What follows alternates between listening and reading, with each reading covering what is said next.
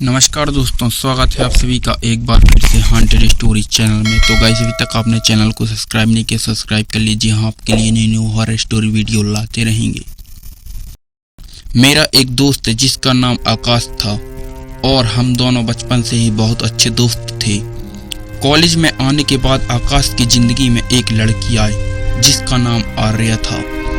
आकाश और आर्या एक दूसरे से बहुत प्यार करते थे और हमेशा साथ रहते थे, लेकिन उनकी जिंदगी में धीरे धीरे अजीब घटनाएं घटने लगी जिनका कोई तर्कसंगत जवाब नहीं था। एक दिन की बात है, आकाश ने मुझे बताया कि उसने आर्या को फोन किया था, लेकिन फोन उठाने पर आर्या की आवाज कुछ अजीब सी लग रही थी। उसने कहा, तू उससे दूर रहे। आकाश को यह सुनकर झटका लगा क्योंकि यह आवाज आर्या की नहीं थी। फिर भी उसने सोचा कि शायद मजाक कर रही होगी, मगर अगले दिन जब आकाश आर्या से मिला तो उसने बताया कि उसने रात को आकाश का फोन ही नहीं उठाया था। आकाश की हालत खराब हो गई, लेकिन उसने इन बात को गंभीरता से नहीं लिया। कुछ दिनों बाद एक रात आकाश घर में अकेला था। उसकी अचानक आंख खुली और उसने देखा कि उसके कमरे के कोने में एक साया खड़ा है। वह साया धीरे धीरे उसके पास आने लगा। आकाश ने डर के मारे चिल्लाया, लेकिन उसकी आवाज जैसे गले में अटक गई।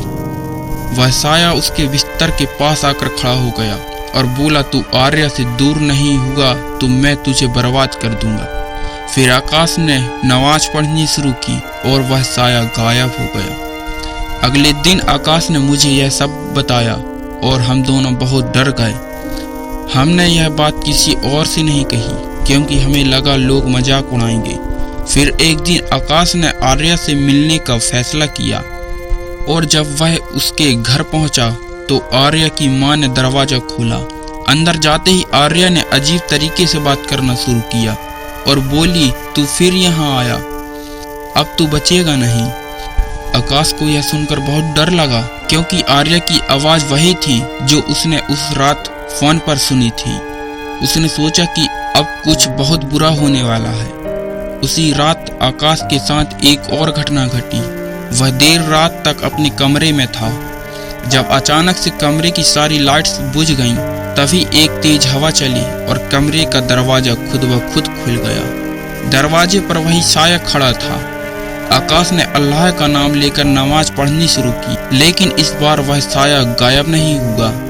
अगले दिन आकाश ने मुझसे कहा कि वह अब और नहीं सह सकता और उसे किसी की मदद लेनी पड़ेगी। हमने गांव के एक फकीर से मिलने का फैसला किया। फकीर ने बताया कि आर्या पर एक बुरी आत्मा का साया है और वह आत्मा अब आकाश को भी नुकसान पहुंचाने की कोशिश कर रही है।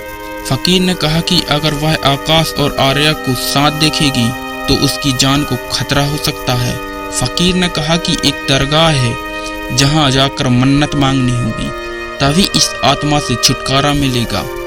आकाश ने तुरंत दरगाह जाने का फैसला किया। उसी रात आकाश और आर्या दरगाह की ओर रवाना हो गए, लेकिन रास्ते में कुछ अजीब होने लगा।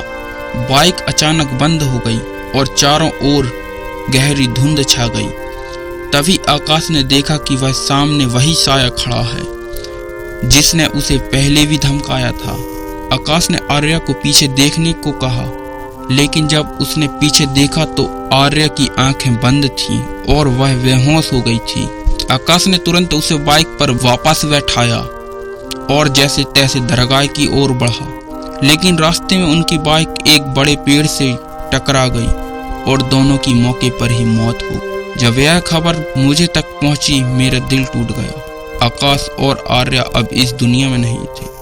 तो दोस्तों, यदि आपको यह स्टोरी अच्छी लगी हो तो वीडियो को लाइक करें, चैनल को सब्सक्राइब करें। धन्यवाद।